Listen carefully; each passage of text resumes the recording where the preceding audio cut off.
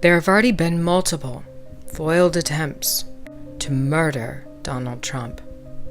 There is a reason they plan to do it.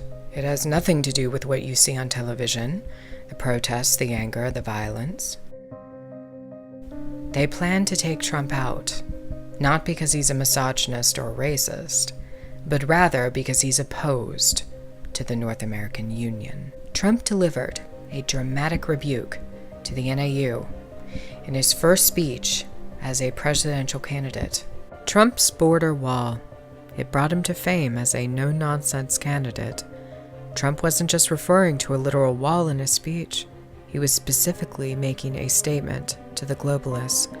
He will not cooperate with their agenda and the erection of a borderless society. The wall is the antithesis of the North American Union. It is a major slap in the face to those who have worked so hard to bring about the NAU from an idea to a reality. U.S. and Mexican presidents and Canadian prime ministers throughout the decades are responsible for bringing the NAU into existence through a series of secret agreements done without consent of the people and the country's legislatures. The most devastating one occurred under George W. Bush, called the Security and Prosperity Partnership of North America. There was almost no media exposure about the SPP, except to make fun of it as a conspiracy theory. But for you to truly understand the origin of the North American Union, you would need to go back to World War II. Even before it was completed, they had a strategy for the nations to be implemented in 1945 with the birth of the UN. A map was published back in 1941, and it depicted a world broken into approximately 10 regions. And one of those regions was the North American Union scenario. They set it up long ago, the ambition of a secret cabal lurking in the shadows, working to implement a new world order. In a 1990 speech given by George H.W. Bush, we heard this reinforced. What was implemented post-World War II will be carried out. Donald Trump isn't going to stop that.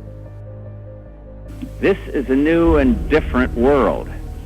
Not since 1945 have we seen the real possibility of using the United Nations as it was designed as a center for international collective security.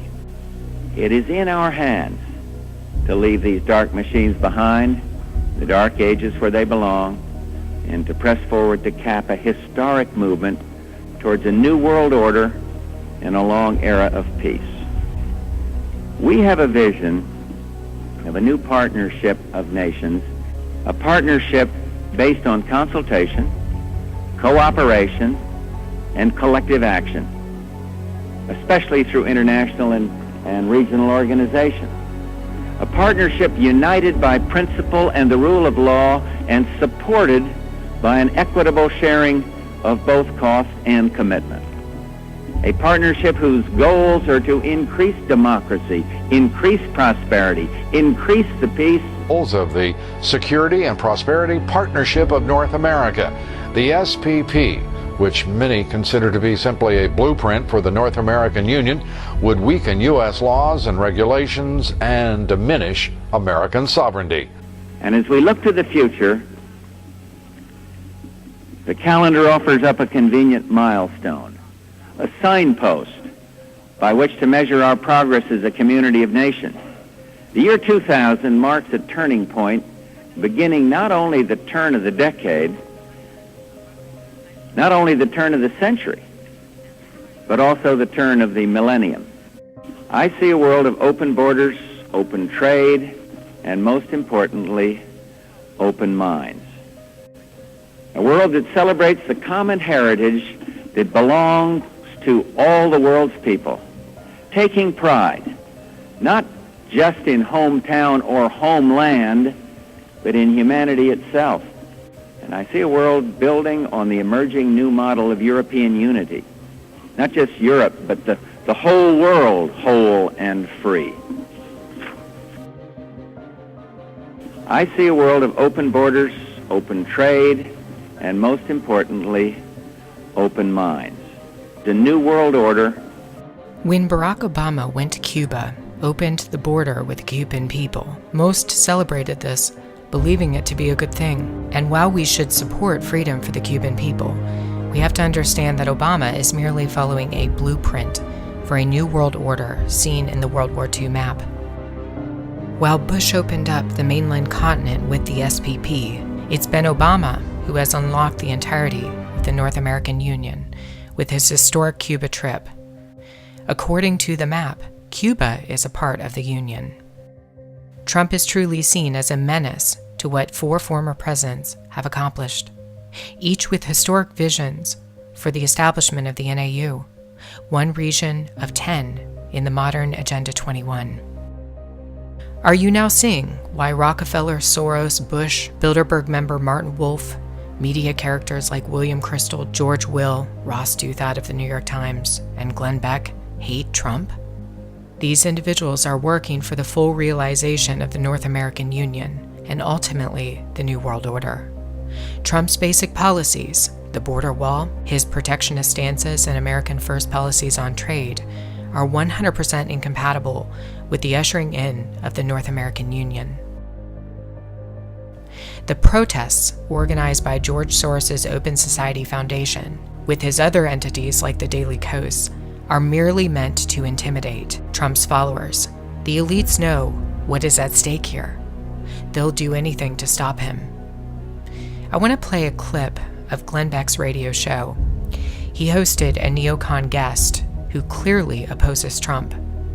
And he states why. It's because Trump is a protectionist. He is a danger to America, and I got to ask you a question, and this is serious. This could bring down incredible heat on me because I'm about to suggest something very bad. It is a hypothetical I am going to ask as a thriller writer. With the feckless, spineless Congress we have, who will stand in the way of Donald Trump overstepping his constitutional authority as president? If Congress won't remove him from office, what patriot will step up and do that? I don't think there is a legal means available. I think it will be a terrible, terrible position the American people will be in to get Trump out of office, because you won't be able to do it through Congress. Well, I would agree with you on that, and I don't think that you actually have the voices. We've been talking about this off air for a while. I think the voices like ours go away. I don't think that we are allowed, especially if things, and I believe the economy is going to go to crap. Even if Jesus was in office, it's going to naturally reset. It has to. Glenn, under the policies of Trump, again, foreign affairs. Look up what a caudillo is. Caudillo. Trump is promoting a protectionism, a nationalism in economics. It has destroyed Latin America. I know. It has destroyed any hope of democracy down there. He will do the same thing here. People say Hillary's worse. I hate Hillary Clinton's guts. Hillary Clinton will not do the damage Trump will do. Mexican officials are perhaps the most outspoken in their opposition to Trump and his border wall. There's a reason why, and we see it stated in a recent quote by Mexico's finance minister. He said, quote, "Building a wall between Mexico and the United States is a terrible idea. It is an idea based on ignorance and has no foundation in the reality of North American integration, i.e., the North American Union." His statements are preceded by a lengthy history of Mexican officials who have openly discussed the notion of a North American Union. A little bit of solidarity, a little bit of human attitude of working together as a team. Would you like to see a North American Union? So what's your team? You'd go with Mexico, long term, yes, U.S., partners. Canada? You want Canada in there? Canada. Would you like to see a North American Union? You don't have to believe any of this. You can go throughout your day and ignore the truth. But I will tell you now, Trump stands in the way of their secret plan, and he's got to go. They'll make him go if necessary. They've done it before, and they'll do it again. Those who oppose the cabal will be taken out.